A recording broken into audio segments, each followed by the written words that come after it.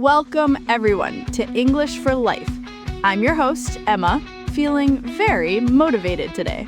And I'm Daniel. I'm glad to hear that, Emma. Is there a particular reason for this burst of energy?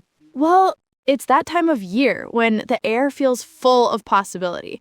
It gets me thinking about all the things I want to accomplish.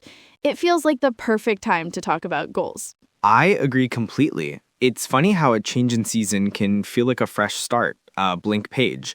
It makes you reflect on where you are and where you want to go. I was just thinking this morning about a goal I set for myself at the beginning of the year to read one classic novel every month. I'm a little behind, I have to admit. We're going to explore the language you need to set powerful goals, discuss a fantastic framework to make sure they're effective, and share some stories about our own triumphs and, well, our learning experiences. A very diplomatic way to say failures, Emma. And of course, we'll arm you with some essential vocabulary, because whether your goal is English fluency or climbing a mountain, the words you use to define that journey are your first step towards the summit. Beautifully put, Daniel. Shall we begin the climb? Let's do it. So let's start with the big why. Why is it so crucial to move from a vague wish to a clearly defined goal? I think it boils down to clarity and motivation. A wish is passive. It's something you hope will happen to you. A goal is active. It's something you decide to make happen. Psychologically, that shifts your entire mindset from being a passenger to being the driver of your own life. I love that analogy. For our listeners learning English, the wish is often, I want to speak English fluently. But that's so big and undefined. It's easy to feel lost. Where do you even start? Precisely. That's why having a specific objective is like turning on the GPS. It gives you the first turn and the next and the one after that. It makes the journey manageable. It reminds me of when I first tried to get fit. My goal was just exercise more. It was so vague. It was useless. What happened, or rather what didn't happen? Exactly. Nothing happened. Some weeks I'd go for a walk. Some weeks I'd go to the gym 3 times. There was no consistency because there was no real target. It wasn't until I printed out a race application, paid the money, and set the goal, I will run a 5K race in 4 months, that everything clicked into place. That's a perfect example. You had a finish line. That's what my guitar story was about. Before, learning guitar was this big, foggy cloud of an idea. I'd get frustrated because I couldn't see any real progress. Hitting a wrong note felt like a total failure. So what did that specific goal of learning one song change for you? It broke down the process into milestones. The goal wasn't to be a rock star. The goal was to learn Wonderwall. So the first milestone was just learning the E minor chord. I practiced just that for 3 days until I could switch to it cleanly. That was a small, tangible victory. Then the C chord, then the G. Each chord learned was a step closer to the final objective, which kept me motivated. Daniel, your guitar story was a perfect illustration of breaking down a big goal. Do you have another example, perhaps from your professional life, where setting a clear goal made all the difference? It's all about building momentum through small wins. So let's give our listeners the tools. What are some key phrases for setting these intentions? The most common is, my goal is to. For a stronger commitment, you can say, I am determined to, or I am committed to. For example, I'm determined to master the present perfect tense this month. And for more professional or academic context, you might hear the aim of this project is to, or our primary objective is to. If it's a personal, heartfelt goal, you can stick with my dream is to, or my main aspiration is to. The key is to choose the words that resonate with you. The more you connect with the language you use, the more powerful that goal becomes in your mind. Okay, so we have the why and the initial phrases. Now let's get into the how. We need a system, and the SMART goal framework is one of the best. Absolutely. It's a game changer. Let's revisit that acronym. Specific, measurable, achievable, relevant, and time-bound. Emma, let's break them down one by one. Let's do it. First, S for specific. What exactly do you want to accomplish? A specific goal answers these questions. So let's take a bad goal. I want to improve my listening. How can we make that more specific, Daniel? Well, we can ask, listening to what? For what purpose? A better, more specific goal would be, I want to improve my listening comprehension of American news reports by watching 15 minutes of CNN every weekday so I can discuss current events with my colleagues. Now it has a purpose and a clear action. Perfect. Next, M for measurable. How will you know when you succeeded? Read more books in English isn't measurable. How do we fix that one? We add numbers. I will read one complete English novel of at least 200 pages a month. Now it's perfectly measurable. You either did it or you didn't. This helps you track progress and stay motivated. Then A for achievable. This one is crucial. Is your goal realistic given your current situation? A beginner setting a goal to read Shakespeare in 1 month is setting themselves up for disappointment. Exactly. A more achievable goal would be, I will read one graded reader at the A2 level each month and look up no more than 5 words per page. That builds confidence instead of destroying it. It's about stretching yourself, not breaking yourself. Which brings us to R for relevant.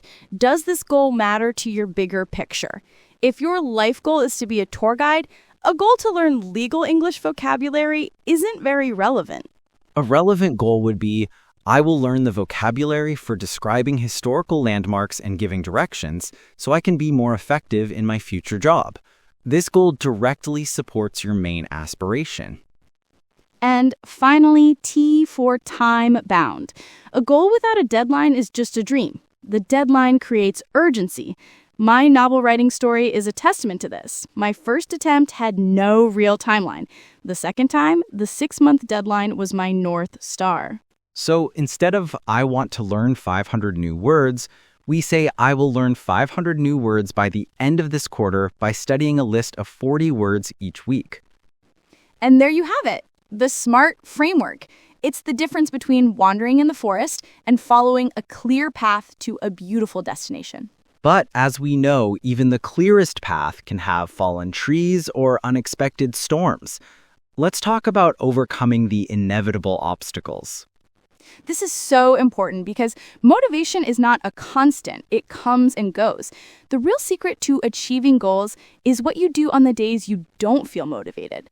That's where perseverance comes in. A huge obstacle for language learners is the fear of making mistakes. People want to speak perfectly, so they don't speak at all. They hit a mental block. I remember trying to learn French, and I was so terrified of my accent that I would just stay silent in class. Oh, so many people feel that. The goal shouldn't be speak perfect English. A better goal is communicate my ideas in English. This reframing gives you permission to be imperfect. It's about connection, not perfection. Another common issue is hitting that intermediate plateau.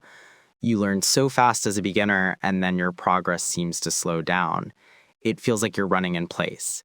This can be a major setback for learners, and it's often where people give up. When you hit that plateau, it's often a sign that you need to change your methods. If you've only been using apps, maybe it's time to join a conversation club. You have to push past your comfort zone to get to the next level. And what about when life just gets in the way? Unexpected work, family emergencies, these things can derail your plans. The key is not to see it as a total failure. It's a temporary setback, not a permanent defeat. Exactly. Don't say, well, I missed a week, so I failed. Instead, say, life was complicated this week. What is one small thing I can do tomorrow to get back on track? This mindset makes all the difference. I think having someone to keep you accountable is a huge help here. A friend, a teacher, a family member, someone you can check in with and say, this week was an uphill battle for me, but I managed to study for at least 2 hours. That external support is invaluable. And don't forget to be your own supporter, too. Acknowledge your milestones. When you successfully order a coffee in English for the first time, that is a huge win. Celebrate it. That positive reinforcement will fuel you for the next challenge. All right, after all that discussion, let's crystallize some of this fantastic language in our vocabulary section. An excellent idea. I'll start us off. Our first word is objective. An objective is a specific goal or target, often used in a formal or professional context. For example, the main objective of this meeting is to finalize the project plan. Number 2 is aspiration. An aspiration is a strong hope or ambition, usually for something in the distant future. For example, her aspiration to become a doctor drove her to study hard throughout her school years.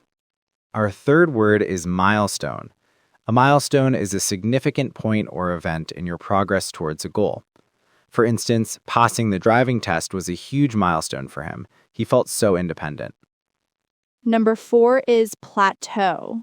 A plateau is a state of little or no change following a period of activity or progress. For example, after months of steady improvement, his language learning progress hit a plateau. Excellent. And number 5 is setback. A setback is a temporary problem that stops or slows your progress. For example, the unexpected budget cuts were a major setback for the research project. And an idiom we used is uphill battle. This describes a very difficult struggle. For example, recovering from the injury was an uphill battle, but he's finally back on the team. Our 7th word is accountable. Being accountable means you are responsible for your actions and their outcomes. For example, we work in pairs to keep each other accountable for our weekly study commitments. And finally, number 8 is tangible. Tangible means something is real and can be seen, touched, or measured. For instance, setting a goal to save a specific amount of money provides a tangible target to aim for. And there you have it, 8 powerful words to talk about your ambitions. We challenge you to use one of them this week. And just like that, we've reached the end of episode 7. We hope this conversation has given you both the inspiration and the tools to define and pursue your goals. The big takeaway for me is that the journey to achieving something great starts with a single, well-chosen sentence. What you say to yourself matters. So take 5 minutes today. Write down one SMART goal for your English learning. Make it tangible. That's a great piece of homework. Thank you all so much for tuning in to English for Life. Your time and attention mean the world to us. We will be back very soon with our next episode, and it's one I am so excited about. It's titled If versus When, the shift that changes everything. We're going to dive into how one little word can completely change your perspective on your future. It's a subtle but powerful concept. You won't want to miss it. Until then, stay curious, stay motivated, and keep speaking. Goodbye for now.